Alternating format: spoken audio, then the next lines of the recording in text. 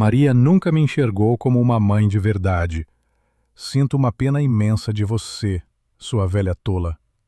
Essas palavras saíram da boca da minha própria filha, bem no meio de um restaurante lotado, durante o jantar que marcamos para celebrar o aniversário dela. Elas ecoaram entre as mesas arrumadas com requinte e que eu jamais poderia sonhar em ouvir de alguém que gerei por 9 meses e criei com tanto sacrifício, sozinha, por mais de 3 décadas. Se você curte histórias reais, cheias de drama e sentimentos profundos, se inscreva no canal e dê um like no vídeo. Me diga nos comentários de onde você está assistindo isso. Meu nome é Clara Oliveira. Tenho 65 anos hoje. E aquela noite de sábado, em agosto de 2024, começou com tanta expectativa e alegria no ar que parecia o início de uma reconciliação.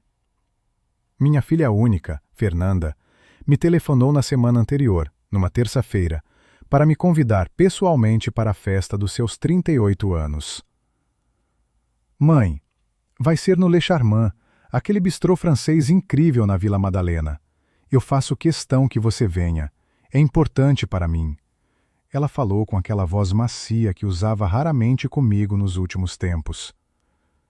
Fiquei realmente emocionada com o gesto, porque nossa relação tinha esfriado bastante ultimamente, com chamadas esporádicas da parte dela e visitas aos meus netos que sempre pareciam apressadas, como se eu estivesse mais no caminho do que ajudando de fato. Mas aquele convite reacendeu uma esperança em mim, achando que talvez as coisas estivessem se ajeitando entre nós. Me produzi com todo o cuidado para a ocasião. Fui ao salão fazer o cabelo e as unhas, comprei um vestido azul marinho, elegante mas discreto, só para me sentir à altura da comemoração da minha filha. Coloquei um colar de ouro que era da minha mãe, algo simples, mas carregado de memórias afetivas. Cheguei ao Le Charmant pontualmente às 8 da noite, conforme Fernanda havia pedido. O lugar era encantador, com lustres suaves, toalhas impecáveis e um pianista tocando ao fundo de forma sutil. Logo localizei a mesa reservada, com pelo menos umas 20 pessoas reunidas, amigos e colegas de trabalho dela e do meu genro, Rafael. Fernanda estava de costas, dando risadas altas com um grupo de amigas, todas segurando copos de champanhe. Ela usava um tailleur vermelho sofisticado que eu mesma ajudei a financiar no mês anterior, quando ela me pediu um empréstimo porque estava com as contas apertadas, mas precisava de algo especial para uma apresentação. Foram uns R$ 2.000 que saíram da minha aposentadoria, sem pestanejar, porque uma mãe faz essas coisas pelos filhos, não é mesmo, Fernanda, minha querida? Feliz aniversário, eu disse ao me aproximar, com um sorriso amplo e estendendo o embrulho caprichado, uma bolsa de couro fina que custou quase 4 meses da minha pensão, mas que eu tinha certeza de que ela adoraria. Ela se virou e percebi imediatamente pelos olhos vidrados e o rosto corado que já havia bebido mais do que o habitual. — Ah, mãe, você veio! Respondeu com um tom que mesclava surpresa e talvez uma certa hesitação. — Pessoal, essa é a minha mãe, Clara. Cumprimentei todos com cortesia, notando olhares curiosos e alguns mais simpáticos. Rafael acenou de longe, mas não se aproximou. Sentei numa cadeira mais ao lado da mesa, que parecia ter sido posicionada ali de propósito, um pouco afastada do centro onde Fernanda era o destaque absoluto. O jantar fluiu bem no começo. Pedi um risoto de cogumelos, participei das conversas quando me incluíam e observei minha filha se divertindo, bebendo sem moderação e sendo o centro das atenções, como ela sempre adorou. Ela parecia feliz da vida, e isso já me bastava, ou pelo menos era o que eu me convencia para não pensar no afastamento recente.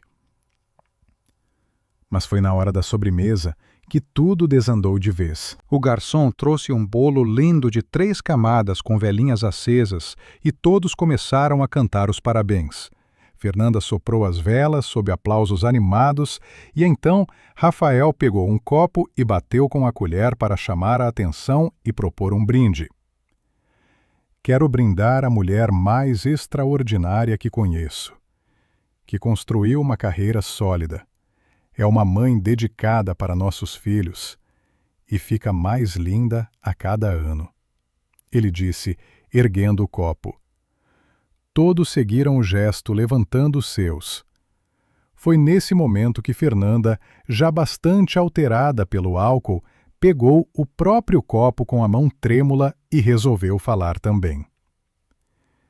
Eu também tenho algo a dizer, anunciou em voz alta, criando um silêncio imediato enquanto todos se voltavam para ela. Vocês sabem o que é engraçado? Começou com a fala arrastada de quem havia exagerado na dose. Todo mundo pensa que eu e minha mãe somos inseparáveis. Mas a verdade é que... Meu coração se apertou na hora. Algo no tom dela me alertou que vinha problema.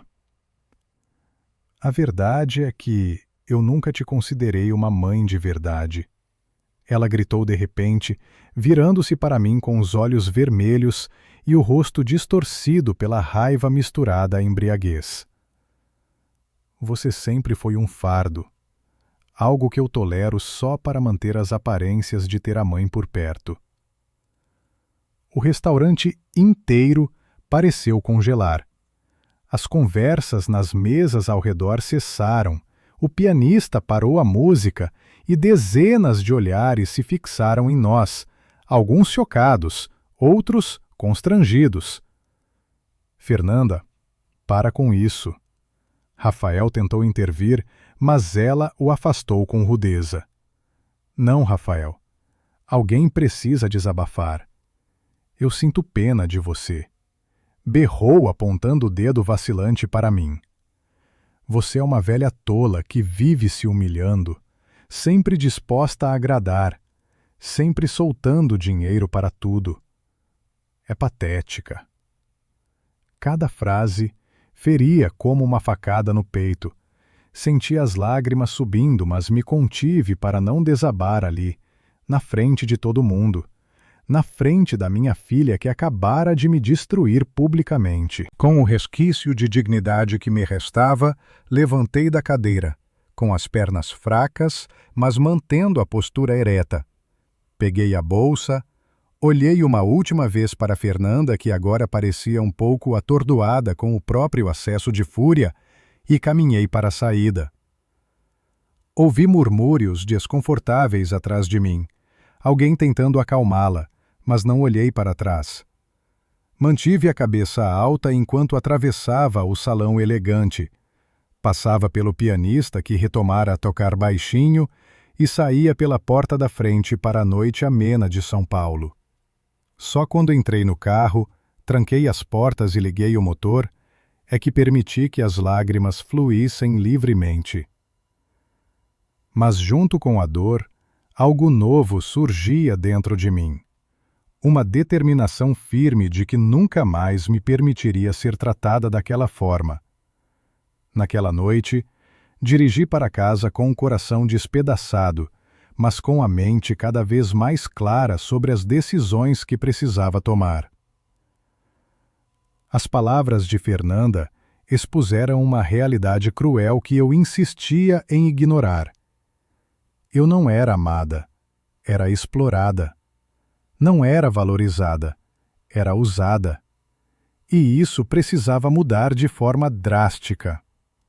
A noite se arrastou sem que eu conseguisse pregar o olho, deitada na cama revivendo cada momento daquela cena humilhante. Eu nunca te vi como mãe. Sinto pena de você. Você é patética. Às 5 da manhã de domingo, desisti de tentar dormir. Levantei, preparei um café forte e me sentei à mesa da cozinha com o notebook aberto. Abri as planilhas de finanças e comecei a fazer o que nunca havia feito: calcular com exatidão quanto dinheiro eu havia dado a Fernanda nos últimos anos. Os números me deixaram pasma. Desde 2018, quando Rafael ficou desempregado e eles passaram por uma crise financeira, eu transferia religiosamente R$ 7.000 por mês para a conta dela, o que somava 84 mil ao ano, e em 6 anos, mais de 500 mil. Isso sem contar o aluguel do apartamento na Vila Mariana, de 5 mil mensais, que eu pagava há 4 anos, adicionando mais 240 mil. O carro que estava no meu nome, mas que ela usava como se fosse dela, comprado à vista por 70 mil em 2020. No total, mais de 800 mil reais. Eu havia investido uma fortuna em uma filha que me via com desdém. As lágrimas voltaram, mas agora eram de raiva, de uma compreensão amarga que me despertava para uma verdade que eu evitava enfrentar. Eu não era uma mãe generosa ajudando em momentos difíceis. Era uma ingênua, sendo drenada por alguém que me menosprezava. Às 7 da manhã, peguei o telefone e liguei para o Dr. Paulo Ferreira, meu advogado de confiança há mais de 20 anos, desde quando administrava minha pequena consultoria de contabilidade. Ele cuidou da venda da empresa quando me aposentei, organizou meus investimentos e elaborou meu testamento 5 anos atrás. Clara, tudo em ordem? É domingo de madrugada. Atendeu com a voz ainda sonolenta. Paulo, desculpe o horário, mas preciso de uma reunião urgente. Pode ser hoje mesmo?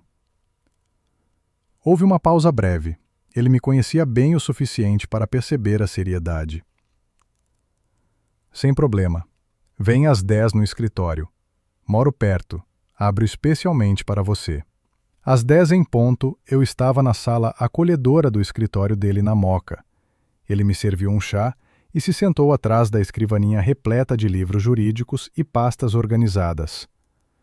Então, Clara, me conte o que aconteceu. Respirei fundo e despejei tudo.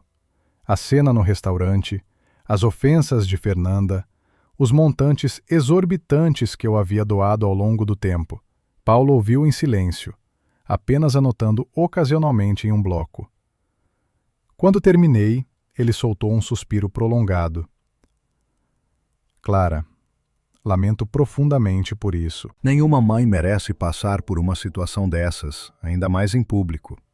Paulo, quero alterar meu testamento imediatamente. Ele ajustou os óculos e me olhou com aquela expressão de quem suspeita de uma decisão impulsiva. Clara, entendo a indignação. Qualquer um ficaria revoltado. Mas alterações permanentes não se fazem no auge das emoções. Que tal esperar uma semana para refletir melhor? Não, Paulo. Não é uma questão de dias. São anos de desrespeito que eu fingia não notar. Anos sendo tratada como uma fonte infinita de recursos. Aquela noite foi apenas o gatilho que me abriu os olhos. Com as mãos ainda ligeiramente trêmulas, não de dúvida, mas de uma mistura de mágoa e resolução, expliquei exatamente o que desejava. Quero remover Fernanda completamente do testamento. Revogar todas as procurações que concedi a ela. Retirar meu nome de qualquer documento ligado ao dela. E alterar a beneficiária do seguro de vida. Paulo pegou uma caneta, começou a registrar, mas parou e me fitou com seriedade. Clara, você tem absoluta certeza? Um testamento pode ser revisado, mas o impacto na família é significativo. Paulo, minha filha gritou na minha cara diante de 20 pessoas que sente pena de mim, que sou patética, que nunca me viu como mãe. Não foi uma discussão privada, foi uma humilhação intencional. Que família eu ainda tenho para preservar? O silêncio que se seguiu foi carregado. Paulo finalmente assentiu e abriu o laptop. Tudo bem, vamos proceder com cuidado. Seu testamento atual destina 60% para Fernanda e 40% para instituições de caridade. Como deseja redistribuir? Quero 50% para organizações como casas de repouso para idosos, orfanatos, e centros de apoio a mulheres vulneráveis. Lugares que realmente ajudam quem precisa. Os 50 restantes divido entre meus netos, Júlia e Gabriel, em um fundo fiduciário que só será liberado aos 25 anos, e Fernanda não pode acessar isso de jeito nenhum. E o seguro de vida? Fernanda é beneficiária de 1 milhão. Mudo para os netos, no mesmo fundo, administrado por você ou por alguém de confiança. Paulo digitou rapidamente, fazendo perguntas sobre detalhes e valores específicos. Após 40 minutos, virou a tela para mim. Aqui está o rascunho do Novo Testamento. Leia com atenção. Li cada cláusula minuciosamente. Cada palavra que excluía Fernanda doía como uma perda irreparável, mas era uma dor necessária, como extrair um tumor que impedia a cura se eu continuasse a ignorá-lo. Está perfeito, Paulo. Prepare os documentos oficiais. Venho assinar amanhã com as testemunhas, conforme a lei exige. Há mais alguma coisa, Clara? Sim. Quero cancelar o cartão suplementar que Fernanda usa no meu nome, encerrar a conta conjunta e orientação para interromper as transferências mensais. Paulo inspirou profundamente. Essas são ações imediatas que vão impactá-la de pronto. O testamento só entra em vigor depois, mas isso ela sentirá logo. Eu sei, e é precisamente o que pretendo. O cartão pode ser cancelado com uma ligação para o banco. A conta conjunta, você pode retirar o que é seu e deixar o saldo zerado. As transferências, como são voluntárias, basta suspender. Excelente. Farei isso amanhã.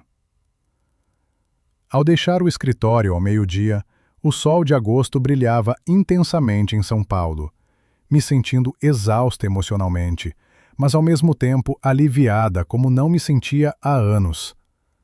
Pela primeira vez, tomei decisões priorizando o que era melhor para mim, não para Fernanda. Meu celular vibrou no trajeto para casa. Era uma mensagem dela. Mãe, me desculpe pelo que aconteceu ontem. Bebi demais, você sabe como fico. Olhei para o texto por um longo momento, sem um arrependimento genuíno, sem reconhecer o dano causado, apenas me desculpe pelo que aconteceu, superficial, como se tivesse sido um incidente trivial.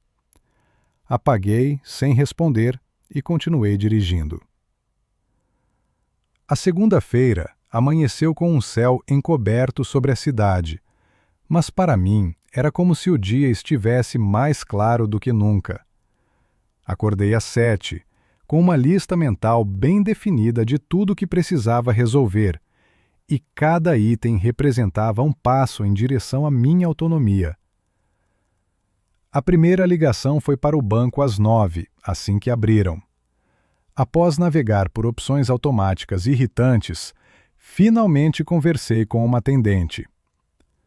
Bom dia, sou Clara Oliveira, titular da conta 4567832. Preciso cancelar um cartão adicional. Certo, senhora Oliveira. Me informe o CPF do usuário adicional. Forneci o de Fernanda, sentindo um aperto ao recitar os números que conhecia de cor desde que a ajudei com sua primeira declaração de renda. Aqui consta, cartão em nome de Fernanda Oliveira Santos, limite de 10 mil. Deseja cancelar? 10 mil por mês, 120 mil ao ano que ela gastava livremente em restaurantes, roupas, tratamentos de beleza, passeios, enquanto me rotulava de patética. Sim, cancele imediatamente. Processado em até 24 horas, o cartão será bloqueado e ela receberá notificação por SMS e e-mail. Algo mais? Sim, quero sacar todo o saldo da conta conjunta com ela. Uma pausa. Saque integral? Pretende encerrar a conta? Retirar o que me pertence. A conta tinha 40 mil. Eu havia depositado 38 nos últimos meses. Ela, apenas 2. Em conta conjunta, qualquer titular pode movimentar o total. Transfiro 38 mil para sua conta individual. Os 2.000 restantes ficam até o fechamento ser acordado. Cada confirmação, cada digitação de senha doía de uma maneira peculiar, não de remorso, mas da dor de finalmente corrigir um erro prolongado, de despertar de uma ilusão onde eu era uma mãe adorada, quando na realidade nunca fui. A segunda ligação foi para a imobiliária Mendes e Associados, que gerenciava o apartamento onde Fernanda morava na Vila Mariana. Aluguei há 4 anos, quando Rafael perdeu o emprego e eles precisavam de um lar temporário enquanto se reorganizaram. Imobiliária Mendes e Associados, bom dia. Bom dia, Clara Oliveira, locatária do apartamento 502 na rua Joaquim Távora, 1450. Ah, dona Clara, como vai? Algum problema no imóvel? Não. Estou ligando para informar que não renovarei o contrato. Quero encerrá-lo. Silêncio surpreso.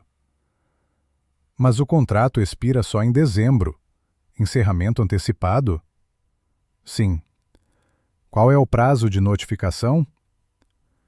30 dias, com multa equivalente a um aluguel mais o proporcional. Calculei. Multa de 5.000 mais 2.500 proporcionais, 7.500 no total para me livrar de uma despesa mensal de 5.000 que se arrastava por anos e parecia interminável. Sem problema. Envio o boleto. Pago à vista. Os inquilinos estão cientes? São minha filha e genro. Serão notificados conforme o contrato. Desliguei e respirei aliviada. Em 1 mês, Fernanda perderia o apartamento de 3 quartos com vista, que adorava exibir nas redes sociais. A terceira tarefa era a mais pesada emocionalmente. Cancelar a transferência automática de 7.000 que ia para a conta dela todo dia 15. No aplicativo do banco, acessei os pagamentos programados. Lá estava. Fernando Oliveira Santos, 7.000, próxima em 15 de setembro. Cliquei em cancelar. Confirma? Minha mão hesitou por segundos. 7.000 mensais, 84.000 anuais. 6 anos assim, acreditando que estava ajudando, mas na verdade financiando o desprezo. Confirmei. Cancelamento efetuado com sucesso. Sentei na cadeira do meu escritório em casa e olhei pela janela. A vida lá fora prosseguia normal, com carros passando, pessoas caminhando, o mundo indiferente ao terremoto que eu provocava na minha família. O celular tocou. Era Paulo. Clara, os documentos do testamento estão prontos. Venha às 14 horas. Estarei lá, obrigada. Dormiu bem? Refletiu? Melhor do que em anos. E sim, nada mudou. Às 14, assinei o Novo Testamento com 2 testemunhas que Paulo convocou, colegas dele que não me conheciam pessoalmente. Cada assinatura selava o rompimento de um vínculo que deveria ter sido quebrado há muito tempo. Ao sair, calculei o impacto. Cartão cancelado, 10.000 mensais a menos para ela. Conta esvaziada, 38.000 de volta. Apartamento encerrado, 5.000 mensais economizados. Transferência interrompida, 7.000 meus. Total, 22.000 por mês que deixava de fornecer a quem me desdenhava. 264.000 anuais para investir em mim, em causas nobres ou poupar para o futuro. Dirigi para casa com uma sensação de leveza misturada à tristeza. Não alegre, como poderia estar após medidas tão radicais contra a própria filha, mas em paz. Fernanda ainda não sabia, mas em breve descobriria, e então veríamos se a velha tola era tão irrelevante quando não arcava com as contas. Quinta-feira despontou ensolarada, e Fernanda acordou empolgada, com planos de almoçar com as amigas no shopping Ibirapuera e depois garimpar a nova coleção de outono na loja favorita, de olho em 2 jaquetas que custavam uns 2.000 cada. Rafael, estou saindo para o almoço com as meninas, volto mais tarde. Gritou para o marido que estava no quarto, fingindo trabalhar em mais um daqueles projetos que nunca saíam do papel. Tudo bem, amor. Aproveite. Fernanda pegou a carteira Louis Vuitton, que ganhara de presente da mãe no ano anterior, e saiu do apartamento sem imaginar que aquele dia viraria sua vida de cabeça para baixo. O almoço no japonês do shopping foi maravilhoso. Sushis frescos, saquê, conversas leves sobre férias, relacionamentos e as fofocas do grupo. Quando a conta chegou, Fernanda nem verificou. Apenas entregou o cartão Gold com a confiança de quem nunca ouviu um negado na vida. Desculpe, senhora, mas o cartão não foi aprovado, disse o garçom minutos depois, visivelmente desconfortável. Fernanda franziu a testa, confusa. Deve ser erro na máquina. Tente novamente. Ele tentou mais 2 vezes, sem sucesso. Que estranho. Use esse outro, disse ela, pegando o cartão de débito da conta conjunta com a mãe, que sempre tinha saldo generoso. Também negado, senhora. O constrangimento se transformou em pânico. O coração acelerou. Isso não faz sentido. Deve ser falha de vocês. Uma amiga, Camila, interveio. Calma, Fer. Eu pago. Depois você me transfere. A humilhação foi total. Fernanda murmurou um obrigado forçado e saiu apressada para o estacionamento. Lá, ligou para o banco. Atendimento, em que posso ajudar? Meu cartão não passa. Preciso saber o que está acontecendo. Quase gritou. Fique tranquila. Informe o CPF. Forneceu os dados, batendo o pé ansiosamente enquanto Oil ouvia o teclado. Aqui, senhora Fernanda. O cartão suplementar 5678 foi cancelado pela titular Clara Oliveira na segunda-feira, bloqueado em 24 horas. O mundo desabou. Cancelado? Minha mãe não me avisou de nada. É o procedimento padrão. E a conta conjunta, por que o débito não funcionou? Mais digitações, um silêncio agonizante. Houve um saque de 38.000 pela senhora Clara na segunda. Saldo atual, 2.400. Fernanda quase desmaiou. Se apoiou no carro. 2.000? Sempre tem 20 ou 30.000. A titular pode movimentar livremente. Mas como eu pago minhas coisas? Isso é uma questão entre vocês. Desligou tremendo, deixando o celular cair. Ao pegá-lo, viu e-mails. Cartão cancelado. Saque efetuado. Agendamento de transferência recorrente suspenso. Os 7.000 mensais da mãe, evaporados. Não, não, não. Ligou para a mãe, direto para a caixa postal. Tentou várias vezes, o mesmo resultado. O telefone tocou. Era Rafael, voz alterada. Fernanda, o que está rolando? A imobiliária ligou. Sua mãe rescindiu o contrato do AP. Temos 30 dias para desocupar. O quê?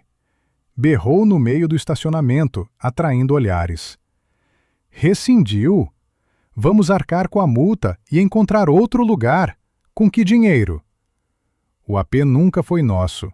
Sempre no nome dela. Ela pagava tudo. Agora parou.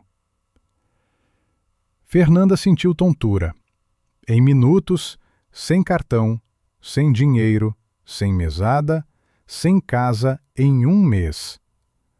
Rafael, Ela surtou por causa daquela noite. Foi a bebida. Eu falei besteira. Que besteira, Fernanda? O que você disse exatamente? A lembrança veio forte. Nunca te vi como mãe. Sinto pena de você. Patética. Não lembro direito, estava bêbada. Pois o que você disse custou caro para nós. Desligou e tentou a mãe mais vezes, caixa postal. Enviou mensagem. Mãe, urgente, precisamos conversar. Foi um mal-entendido. Apenas um visto. Bloqueada. Sentada no carro que agora percebia estar no nome da mãe, Fernanda compreendeu a magnitude do desastre.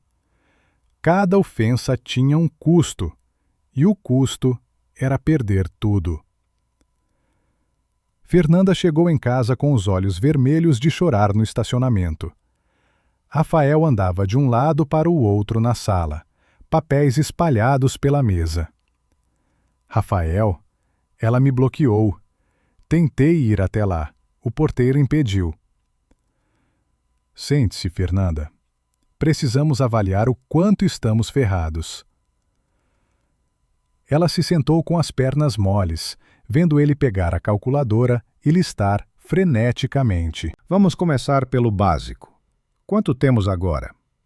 No app, ela verificou. 900 na minha. 400 na minha, Rafael admitiu. Total, 1.300. Despesas mensais, ele prosseguiu. Condomínio, 300, mas saímos em breve. Supermercado, 1.800. Escola das crianças, 2.500.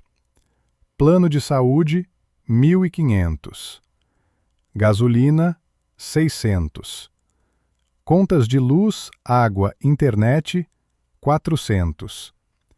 Parcela do carro, 800. Cada número soava como uma condenação. Pare, Rafael, não aguento mais. Você vai ouvir. Soma básica, 9.000.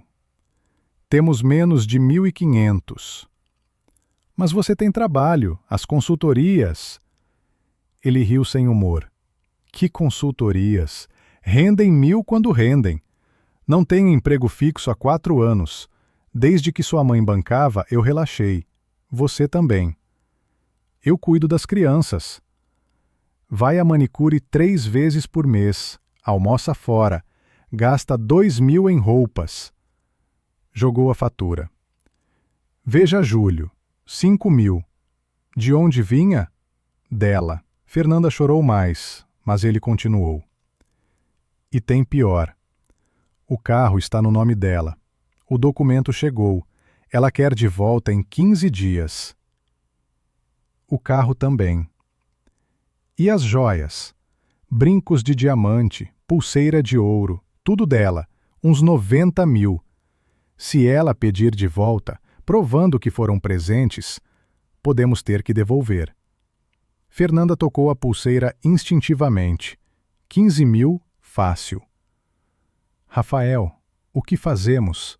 As crianças, a escola. Crianças? Vamos tirá-las da particular. A mensalidade vence na próxima semana, sem grana. Plano de saúde também. O premium da mãe. Sem pagamento, vamos para o SUS. Fernanda soluçou, cobrindo o rosto com as mãos. Tudo por causa de uma noite de bebedeira. Eu disse coisas que nem lembro. Lembra sim, Fernanda. Eu estava lá. Você disse que sente pena, que ela é patética, que nunca foi mãe. Ele se aproximou. Humilhou a mulher que sustentava nossa família. O que você esperava? Eu ia pedir perdão, mandei mensagem. Me desculpe pelo que aconteceu? Nem assumiu a responsabilidade. Agora estamos bloqueados. Tudo cancelado. Quebrados. Silêncio opressivo. Rafael sentou, passando as mãos pelo cabelo. Plano. Eu arrumo um emprego fixo, urgente. Você também trabalha. Nada de ficar só em casa. Encontramos um AP mais barato. Vendemos as joias para cobrir as despesas iniciais. Vender minhas joias? Ou prefere as crianças sem comida no mês que vem? A realidade bateu como um soco. Ela, que vivia no conforto financiado pela mãe, via que sem isso eram incapazes de se sustentar. Rafael, e se a processarmos? Ela nos acostumou a isso. Os olhos dele brilharam. Processar? Pode ser uma saída. Não sei, mas vamos tentar. Ela tem dever com os netos. Era uma ideia terrível, com consequências ainda piores. Passaram 5 dias desde que Fernanda descobriu o corte. Dias de puro desespero, buscando soluções para o abismo que ela mesma cavara. Rafael fez entrevistas apressadas. Ela vendeu joias por menos do que valiam para ter dinheiro imediato. Mas nada resolvia o cerne. Perdeu a mãe e o apoio. Por mais que fingisse se preocupar só com o financeiro, no fundo sentia uma dor maior, de ter destruído o laço com quem sempre esteve ao seu lado. Naquela manhã de quarta, Fernanda decidiu. Não aguentava mais mensagens ignoradas, chamadas na caixa. Precisava enfrentar a mãe, pedir desculpas de verdade, explicar que foi um surto da bebida. Rafael, vou até a casa dela. Falo cara a cara. Ela não atende, já tentamos. Fico na porta até ela me ouvir. Pegou o carro, que ainda tinha por pouco tempo, e dirigiu para a Moca, onde Clara morava num apartamento aconchegante de 2 quartos. No caminho, ensaiou o discurso. Estou arrependida. O álcool me dominou. Nunca quis dizer aquilo. Ao chegar, driblou o porteiro que tentou barrá-la. Dona Fernanda, instruções da Dona Clara para não subir. Sou filha dela, você não pode me impedir. Correu para o elevador antes que chamassem a segurança. No 7º andar, parou na porta 701 e tocou a campainha, mão suando. Silêncio. Tocou novamente. Mãe, sou eu, Fernanda. Abra, precisamos conversar. Silêncio, mas ouvia o som da TV baixinho. Mãe, sei que você está aí. Por favor. Bateu na porta, lágrimas escorrendo. Me perdoe por tudo. Bebi demais, não estava pensando direito. A porta se abriu abruptamente. Fernanda recuou. Clara ali, de moletom e blusa casual, expressão gélida, distante, como se visse uma desconhecida. Mãe! Tentou um abraço, mas Clara levantou a mão. O que você quer, Fernanda? A frieza cortou como uma lâmina. Fernanda estava acostumada com uma mãe afetuosa, sempre pronta para perdoar. Essa era diferente. Mãe, vim me desculpar sinceramente pelo que disse naquela noite. Exagerei na bebida. Soltei absurdos que não sinto. Não sente? Então não sente pena? Não me acha patética? Me vê como mãe? Cada pergunta reavivava as palavras ditas. Não, claro que não. Foi o álcool. Você sabe como eu fico. Sei. Fico honesta. Bêbada revela o que a sóbria esconde. Clara mantinha uma calma perturbadora. Você teve a ousadia de cuspir o que sempre pensou. Não é verdade. Eu te amo, você é minha mãe. Sou. Porque você disse na frente de 20 pessoas que nunca me viu como mãe, só como um dever. Eu estava com raiva, frustrada com outras questões, descontei em você. Foi injusto, terrível, mas não era real. Frustrada com o quê? Com o taier de 2.000 que eu paguei? Com o AP confortável que eu mantinha? Com os 7.000 mensais? Qual generosidade te irritava? Fernanda vacilou. Mãe, Eu preciso de você. As crianças precisam. Júlia e Gabriel perguntam pela vovó todos os dias. Interessante mencionar as crianças agora. Há quanto tempo você não me deixa vê-las direito? Não me convida para eventos da escola. Não me permite participar sem me fazer sentir um incômodo. Eu estava ocupada, mãe. Ocupada no shopping, em jantares caros, gastando meu dinheiro enquanto mal trocava uma palavra comigo. Mãe, eu errei, eu sei, mas você não pode cortar tudo assim. Sou sua filha. Sou, e isso dói por causa disso. Criei você sozinha. O pai desapareceu quando você tinha 3 anos. Trabalhei em dobro para te dar boa educação, aulas extras, viagens. Sacrifiquei tudo por você. No final, sou patética. Eu não penso isso. Palavras não se apagam, Fernanda. Elas foram ditas e permanecem. Você me humilhou em público, me desprezou diante de estranhos, e agora quer perdão porque viu que dependia do meu dinheiro. Não é pelo dinheiro. Clara arqueou a sobrancelha. Então por que não veio no dia seguinte? Só apareceu depois que os cartões foram recusados, a conta esvaziada, o AP perdido. Fernanda abriu a boca, mas a verdade era essa. A mensagem vaga só veio pelo pânico financeiro. É o que imaginei, arrependida pelas consequências para você, não pelo que fez comigo. Mãe, por favor. Fernanda se ajoelhou no corredor chorando. Me perdoe. Eu mudo. Serei uma filha melhor. Clara olhou, uma dor passageira no rosto, depois voltou à frieza. Levante-se, sem drama. Perdoar e ser explorada são coisas distintas. Aprenda a se virar sozinha. Você e Rafael são adultos, não dependem de mim. Mas as crianças? As crianças têm pais. Sejam pais de verdade, para que elas não tenham pena de vocês quando crescerem. Fechou a porta devagar, mas com firmeza. Fernanda no corredor, ouvindo a tranca, compreendendo a perda além do material. Perdeu a mãe.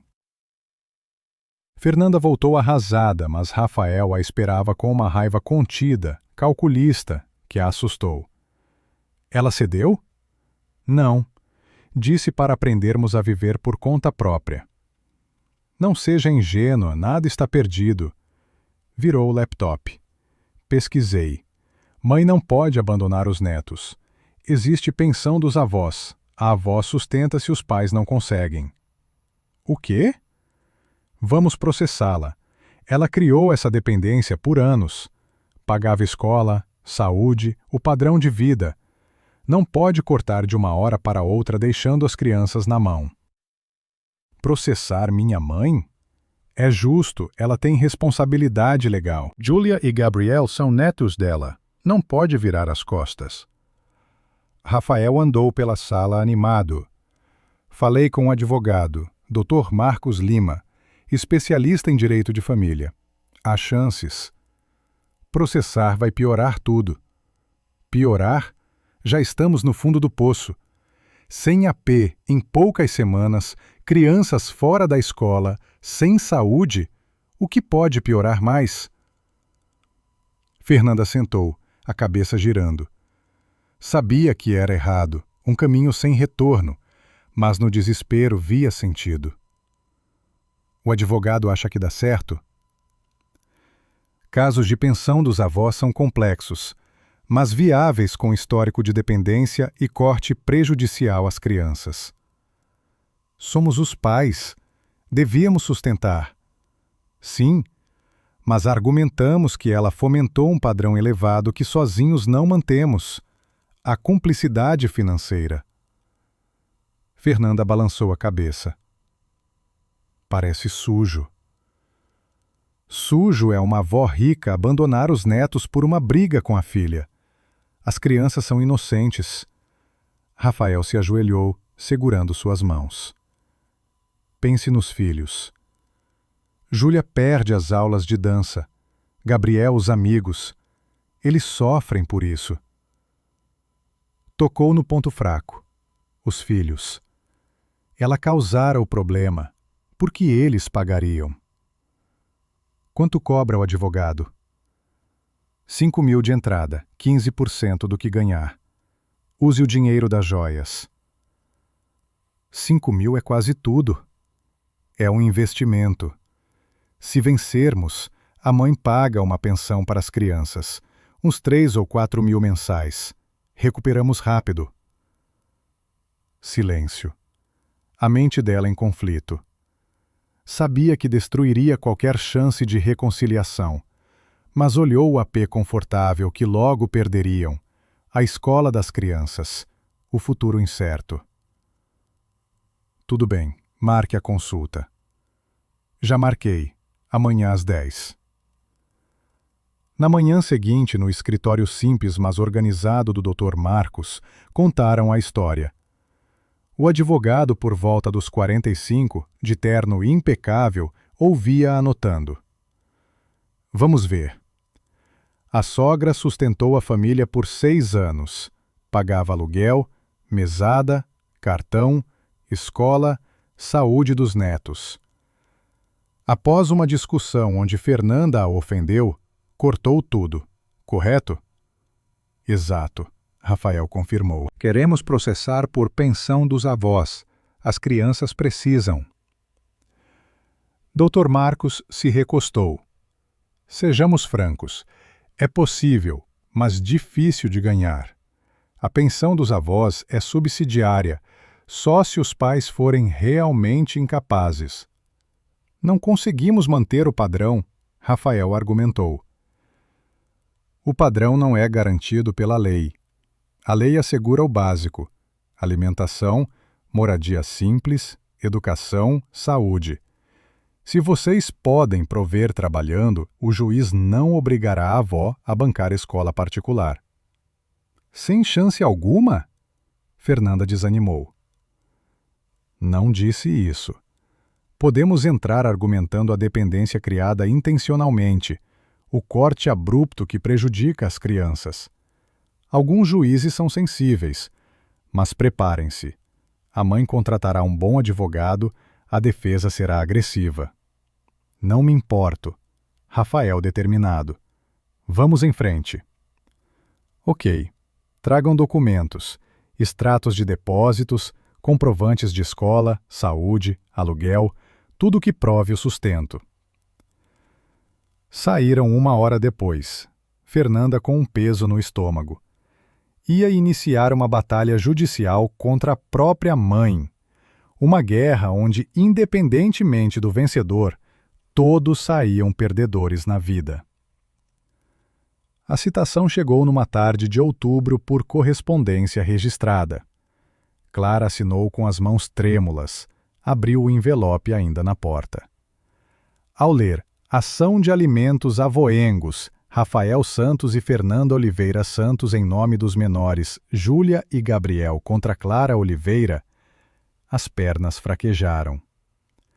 A filha processando, usando os netos como escudo. Sentou no sofá, leu a petição com lágrimas silenciosas.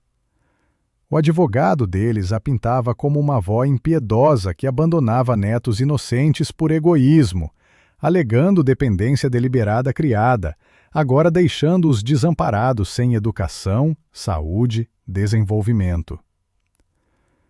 Dependência deliberada, repetiu em voz alta, com amargura, como se ajudar a filha fosse um esquema malicioso.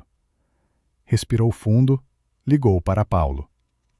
Paulo, eles me processaram. Alegam pensão dos avós. Pausa pesada. Clara, sinto muito. Traga os papéis amanhã cedo? Vamos preparar uma defesa sólida. Na manhã seguinte, na poltrona de couro do escritório de Paulo, entregou a petição. Viu ele ler com a testa franzida. O advogado deles é mediano, ainda bem. Os argumentos têm falhas, mas tratamos com seriedade. Vamos aos pontos? Primeiro, Provamos que os pagamentos eram doações voluntárias, não obrigações. Você tem extratos de transferências sem contratos formais? 6 anos arquivados. Perfeito. Segundo, demonstramos que Rafael e Fernanda são capazes de trabalhar e sustentar os filhos. Pedirei ao juiz comprovação de renda e esforços para emprego. Terceiro, pausa cautelosa. Explicamos o contexto da sua decisão, a humilhação pública. Clara assentiu com um nó na garganta. Exato. Você tem registro? Não, mas... Pegou o celular, abriu o WhatsApp. Dias depois, uma amiga de Fernanda me mandou uma mensagem. Sofia, que estava no jantar, se sentiu mal e enviou um vídeo. Vídeo? Os olhos de Paulo se iluminaram. A gravação da humilhação? Assentiu, mostrou a conversa. Mensagem de Sofia. Dona Clara, não consigo parar de pensar no que aconteceu no jantar. O que a Fernanda fez foi horrível. Gravei achando que era brincadeira, mas veja, não foi culpa sua. Foi cruel de propósito. Pode me mostrar? Clara reproduziu o vídeo de 1 minuto e meio. Fernanda, embriagada, vociferando. Nunca te vi como mãe. Sinto pena de você, velha patética. Paulo assistiu em silêncio. Ao fim, tirou os óculos, limpou-os, visivelmente tocado. Clara, lamento. Nenhuma mãe merece isso. Podemos usar no processo? Com sua autorização, sim. É prova crucial de que sua decisão não foi arbitrária, mas resposta a abuso emocional público. Use. Quero que o juiz veja o porquê de eu ter agido assim.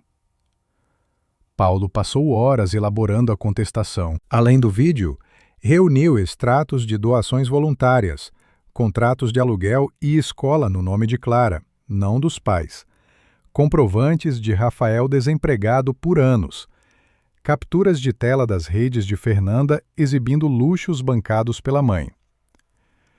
Mais uma coisa, Paulo reflexivo, é delicado, mas essencial.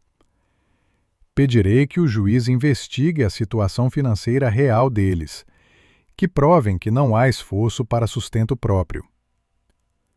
Acha que vencemos? Juridicamente, avós não são obrigados a sustentar netos se os pais são capazes. A lei é clara, a pensão é excepcional. Pais incapacitados, doentes, sem meios. Não é o caso. Rafael tem 39 anos, saudável, graduado. Fernanda 38, o mesmo. Eles se acomodaram ao seu dinheiro, não querem se esforçar. Por que processaram? Desespero. E o advogado vendo honorários. Se ganharmos, pedirei condenação em custas. 10 dias depois, a contestação foi protocolada. Paulo produziu um documento de 25 páginas, com anexos incluindo vídeo, 6 anos de extratos, prints de conversas onde Fernanda zombava da mãe com amigas, contratos no nome de Clara, fotos das redes ostentando o que agora alegavam ser essencial. Uma peça arrasadora, que provava a ausência de obrigação legal e expunha Rafael e Fernanda como oportunistas que exploraram a generosidade por anos. Clara leu a versão final antes do protocolo, sentindo não vingança, mas uma tristeza profunda. Ali, oficializado judicialmente o fim da relação com a filha. Está tudo bem? Paulo notou as lágrimas. Não, nada está bem. Mas é o certo. Preciso seguir em frente. A guerra judicial estava declarada. A audiência inicial foi marcada para uma manhã chuvosa de dezembro de 2024, na terceira vara de família do Fórum Regional de São Paulo. Clara chegou com Paulo, vestida de forma simples e digna, saia preta, blusa bege, sem adornos, cabelo preso. Do outro lado, Fernanda e Rafael com o Dr. Marcos, tensos. Os olhares de mãe e filha se cruzaram pela primeira vez desde o encontro na porta. Clara sentindo uma pontada no peito. Fernanda, mais magra, com olheiras, roupas comuns. Quase sentiu compaixão, mas lembrou das palavras. Sinto pena de você. Patética. Todos de pé para a entrada do meritíssimo juiz Dr. Luiz Mendes, anunciou o escrivão. O juiz, por volta dos 55 anos, cabelos grisalhos, sério, mas justo, sentou, ajustou os óculos, abriu o processo com um suspiro, já tendo lido tudo. Bom dia. Processo 789654/2024. Ação de alimentos avoengos por Rafael Santos e Fernanda Oliveira Santos, em nome dos menores Júlia e Gabriel, contra Clara Oliveira. Li a petição e a contestação. É raro ter documentação tão completa de ambos os lados. Dr. Marcos se levantou. Meritíssimo. Reitero que os menores, Júlia e Gabriel, netos da requerida, estão prejudicados pela decisão unilateral de cessar o suporte mantido por anos. Perderam a escola particular, atividades extracurriculares, assistência médica adequada. O juiz interrompeu educadamente. Doutor, vamos às perguntas aos autores diretamente. Senhor Rafael Santos, aproxime-se. Rafael nervoso se adiantou. Sim, Excelência. Idade. 39, Excelência. Formação. Engenharia pela USP. Excelente. Empregado. Atualmente não, mas estou procurando. Há quanto tempo desempregado? Pausa embaraçosa. 4 anos. O juiz removeu os óculos, olhando fixamente. 4 anos. Jovem, saudável, formado em universidade renomada. Por que desempregado por tanto tempo? Estava focado em iniciativas próprias, empreendedorismo. Geraram renda? Esporádica, modesta. Quanto? Rafael baixou os olhos. 800 quando gera. 800 para sustentar uma família de 4. Enquanto isso, pelos extratos da defesa, a sogra depositava 7.000 mensais à esposa, aluguel 5.000, cartão 10.000. Correto? Sim, mas ela se ofereceu para ajudar até nos estabilizarmos. Por 4 anos. As coisas se complicaram? O juiz se recostou. Seja direto. Por que não buscou emprego convencional nesses 4 anos? A pergunta ressoou. Rafael, corado, sem resposta convincente, murmurou.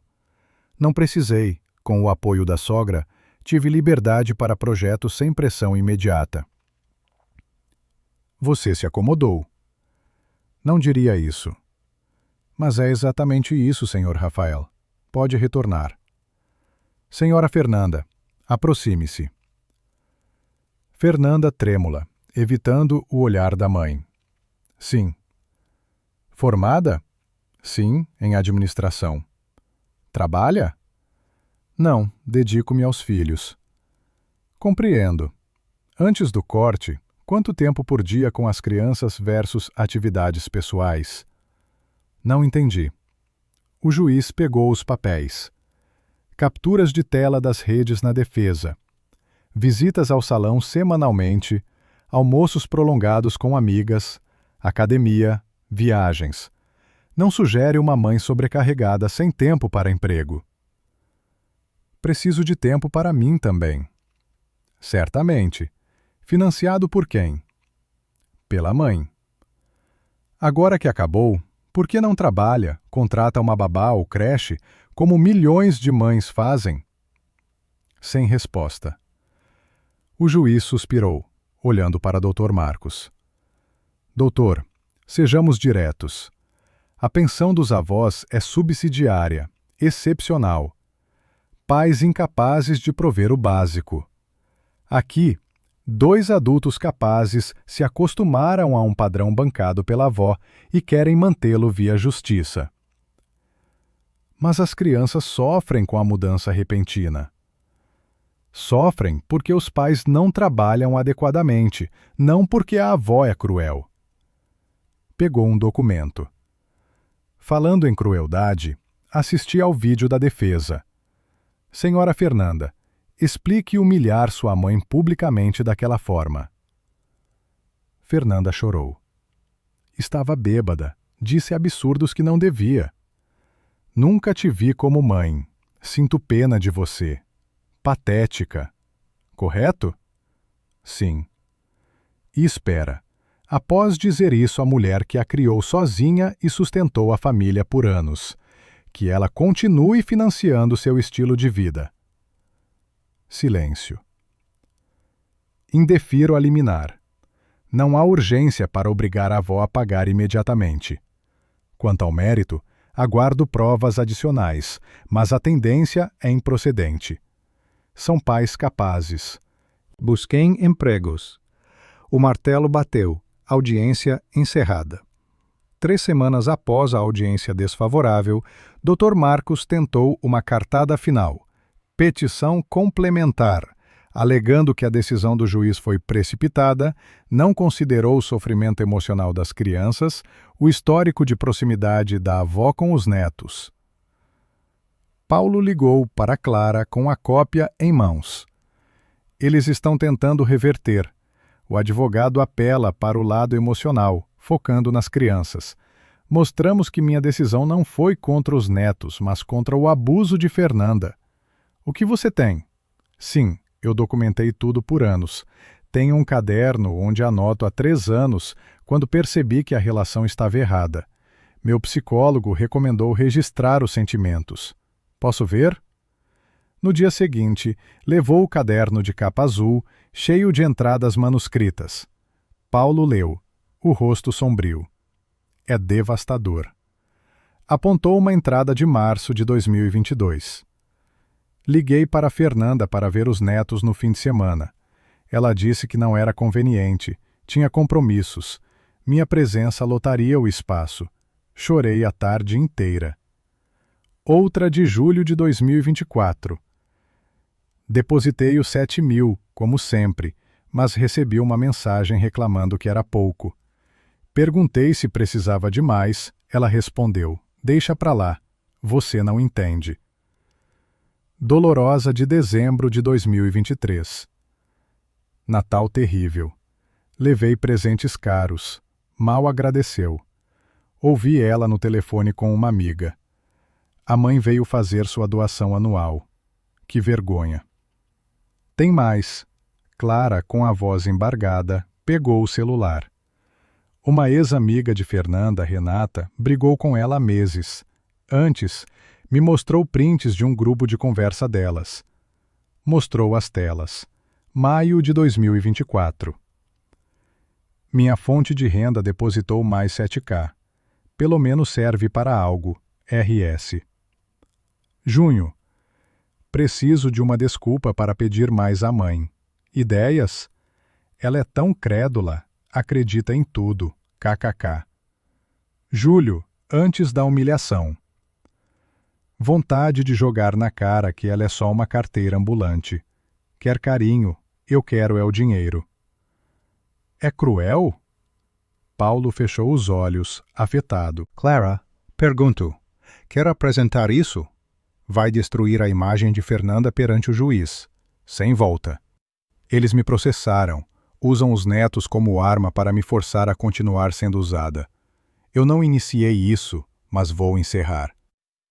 Entendo. Preparo a resposta com tudo. Uma semana depois, Paulo protocolou uma petição de 35 páginas intitulada A verdadeira natureza do relacionamento.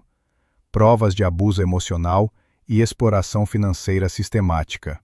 Incluía 20 entradas do caderno, 15 prints de zombarias onde Fernanda chamava a mãe de fonte de renda, carteira ambulante, crédula. Depoimento de Renata, ex-amiga, confirmando a crueldade. Análise financeira de 6 anos onde Clara transferiu mais de 700 mil. Relatórios do psicólogo de Clara, com autorização, atestando o sofrimento. Dr. Marcos recebeu a cópia. Ligou para Rafael. Problema grave. O quê? A mãe apresentou provas de anos de abuso, prints de zombarias cruéis. O juiz vai massacrar vocês. E os netos? Não altera o fato de exploração e humilhação sistemática. Meu conselho: desistam antes da sentença. Evitam custas processuais. Rafael desligou, olhou para Fernanda no sofá do AP pequeno na zona leste para onde se mudaram. Acabou. Ela apresentou tudo: mensagens, caderno. Fernanda pálida. Que mensagens? Chamando de vaca leiteira, carteira. Vamos perder. E pagar as custas. Não pode ser. Mas foi. 2 semanas depois, a sentença. Julgo improcedente o pedido de alimentos avoengos. A avó não tem obrigação legal de sustentar netos quando os pais são capazes. Condeno os autores ao pagamento de custas no valor de 3.500. Processo arquivado. Clara venceu por completo. 9 meses após a sentença, as vidas haviam se transformado radicalmente. Fernanda e Rafael, agora num AP de 2 quartos na Zona Leste, foram forçados a encarar a realidade e trabalhar de verdade. Rafael conseguiu uma vaga como supervisor de operações numa empresa média. 6 mil mensais. Não o luxo de antes, mas renda, honesta. Fernanda deu aulas particulares de administração, mais 3 mil. Total de 9 mil para a família de 4. Apertado, mas gerenciável com planejamento. As joias vendidas por fração do valor cobriram as custas e a mudança. Júlia e Gabriel na escola pública, os primeiros meses foram difíceis de adaptação, mas se ajustaram. Sem dança ou esportes pagos, mas com pais mais presentes, amadurecidos pela dificuldade. Numa noite, enquanto lavava a louça após um jantar simples preparado em casa, Fernanda olhou pela janela do AP modesto, compreendendo tarde demais. A mãe não era uma fonte de dinheiro ou banco. Era uma mulher que amou incondicionalmente, destruída pela ingratidão. Chorando outra vez? Rafael secando os pratos ao lado. Penso nela todos os dias, no que eu fiz, nos horrores que disse e escrevi. Ela deve nos odiar. Não sei se odeia, mas destruí algo talvez irreparável. Do outro lado da cidade, Clara iniciava um novo capítulo. Os 22 mil mensais antes destinados a Fernanda agora eram usados de forma gratificante. Parte para caridades escolhidas, um asilo em Santos, um orfanato em Campinas, um centro para vítimas de violência em Sorocaba. Clara visitava pessoalmente, conversava com os beneficiados, via o impacto real. Mais satisfatório do que ver Fernanda exibindo compras nas redes. O restante usava para viver plenamente, uma viagem ao Nordeste que sempre sonhara, praias de Porto de Galinhas, dunas de Natal, cultura de Recife. Cada destino explorado com liberdade. Em Natal, em junho, algo inesperado. Num café lotado tomando um suco de caju, um senhor de cabelos grisalhos, charmoso com um sorriso gentil, pediu para compartilhar a mesa. Claro, Clara. Obrigado. Sou Antônio, mas me chamam de Toninho. Clara, prazer. A conversa educada se estendeu por horas sobre experiências de vida. Toninho, viúvo há 4 anos, 67, aposentado, redescobrindo viagens. Fez ela rir de forma autêntica, como não ria há anos. Trocaram números. Uma ligação levou a outra. Um encontro em São Paulo, outro no Nordeste. 4 meses depois, namorando oficialmente, 2 solitários reconstruindo confiança e afeto. Já pensou em perdoar sua filha? Toninho perguntou durante um jantar na casa dele. Todo dia, admitiu. Perdoar não significa voltar a ser explorada. Ela precisa aprender com as consequências. Ela aprendeu. 9 meses trabalhando, criando as crianças com recursos limitados. Isso muda as pessoas. Não muda o que foi dito. Não apaga as mensagens cruéis, a humilhação. Toninho segurou sua mão. Não apaga. Você carrega a mágoa pela vida toda ou permite que cure, deixando apenas a cicatriz? Clara não respondeu na hora. Os anos se passaram. Fernanda e Rafael continuaram trabalhando, educando os filhos com dignidade que antes faltava. Júlia e Gabriel cresceram, entraram na universidade estadual pelo esforço próprio, construíram suas vidas. Numa tarde de 2036, 12 anos após a sentença, a campainha de Clara tocou. Abriu a porta, encontrou 2 jovens, Júlia com 20, Gabriel com 22. Vó? Júlia com olhos úmidos. Podemos conversar? Clara, aos 77, mas ainda ativa e lúcida, convidou-os a entrar. Sentaram nervosos na sala. Vó, crescemos ouvindo a versão da mãe, Gabriel começou. Mas amadurecemos, investigamos, lemos o processo, vimos as provas, entendemos o que realmente aconteceu. Viemos nos desculpar. Júlia com lágrimas. Por termos sido usados como ferramenta, por não termos procurado antes, por tudo. O coração de Clara se apertou. Os netos, agora adultos com escolhas independentes. A culpa não é de vocês. Vocês eram crianças. Não somos mais, Gabriel.